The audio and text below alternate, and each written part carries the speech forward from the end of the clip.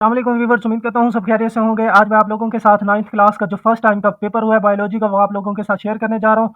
तो अगर आप हमारे चैनल पर नए हैं, जल्दी जल्दी हमारे चैनल को सब्सक्राइब, लाइक और शेयर कर लें, ताकि इस तरह के जो है ना गेस्ट पेपर आप लोगों को टाइम से मिलते रहें। बिना टाइम वेस्ट किए वीडियो का आगाज़ करते हैं। तो सबसे पहले मैं आप लोगों को बता दूँ, क्वेश्चन नंबर 2 में से आप लोगों के पास 8 क्वेश्चन होंगे, 8 में से आप लोगों ने 5 करने होंगे। तो पहला क्वेश्चन है कि माइक्रो मॉलिक्यूल्स और मैक्रो मॉलिक्यूल्स में फ़र्क बताना है। मतलब एक छोटे मॉलिक्यूल्स और बड़े मॉलिक्यूल्स में क्या डिफरेंस है, वो आप लोगों ने लिखना है। दूसरा क्वेश्चन है कि पैरासाइट्स क्या है, एक मिसाल के ज़रिए इसको एक्सप्लेन करना है।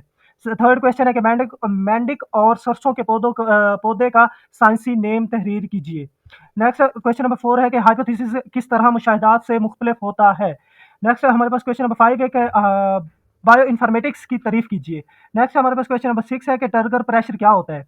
क्वेश्चन नंबर 7 है कि साइटोप्लाज्म के 2 अफ़ाल तहरीर कीजिए। क्वेश्चन नंबर 8 है हमारे पास मैग्निफिकेशंस की तारीफ कीजिए। इलेक्ट्रॉन जो हमारे पास इलेक्ट्रॉन माइक्रोस्कोप की मैग्निफिकेशन पावर कितनी होती है, तो ये आप लोगों ने लिखने हैं। नेक्स्ट हमारे पास क्वेश्चन नंबर 3 है। क्वेश्चन नंबर 3 में से आप लोगों ने 8 क्वेश्चन होंगे, 8 में से आप लोगों ने 5 करने हैं। तो पहला क्वेश्चन है कि सफेदे का जो हमारे पास पौधा होता है, दूसरे पौधों के लिए क्यों नुकसानदेह होता है? क्योंकि ये आप लोगों ने ये याद रखना है, क्योंकि ये पानी को ज्यादा जो है ना जज़ब करने की इसके पास सलाहियत होती है।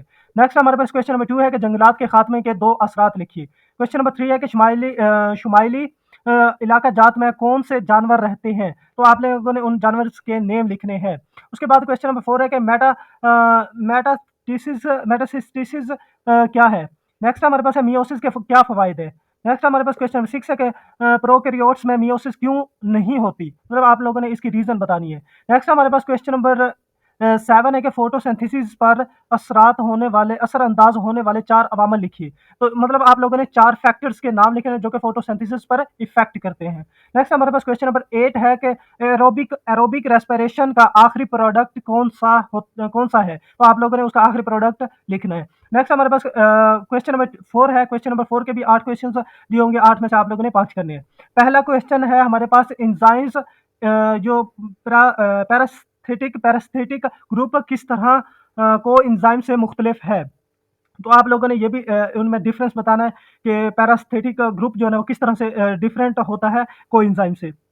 नेक्स्ट हमारे पास है एंजाइम्स रिएक्शन का लॉक एंड की मॉडल बयान कीजिए। एंजाइम्स रिएक्शन का एंजाइम जो हमारे पास है, एंजाइम्स एक्शन का जो लॉक एंड की मॉडल था, वो ये मोस्ट इंपॉर्टेंट है। ये सेकंड टाइम भी आ सकता है, इसको आप लोगों ने अच्छे से तैयार करके जाना है। ये वेरी वेरी इंपॉर्टेंट क्वेश्चन है। नेक्स्ट हमारे पास क्वेश्चन नंबर 3 है कि मतवाजन गजा से क्या मुराद है। ये आप लोगों ने इसकी डेफिनेशन लिखनी है। नेक्स्ट हमारे पास है बोलेक्स और काइम में फ़र्क तहरीर करना है, ये तो इसका डिफरेंस लिखना है। नेक्स्ट हमारे पास है क्वेश्चन नंबर 5 है कि अगर हमारे पास इंटेस्टाइन से ज़्यादा पानी जज़ब हो जाए तो क्या होगा? अगर ज़्यादा पानी जज़ब हो जाएगा तो फिर क्या होगा? तो ये आप लोगों ने रीज़न लिखनी है। क्वेश्चन नंबर 6 है हमारे पास सिस्टोल एंड डायस्टोल सिस्टोल और डायस्टोल की तारीफ लिखिए।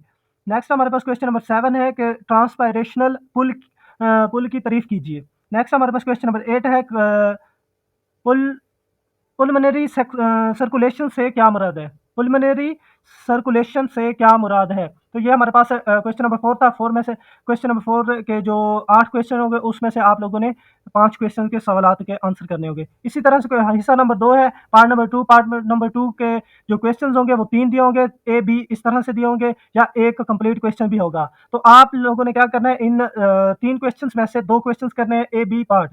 ये नहीं करना कि ए पार्ट ए क्वेश्चन में से बी पार्ट दूसरे क्वेश्चन में, इस तरह से नहीं करना। अगर आप क्वेश्चन नंबर 5 लिख रहे हैं तो इसका क्वेश्चन नंबर ए अलिफ और बे ये इस तरह से लिखेंगे।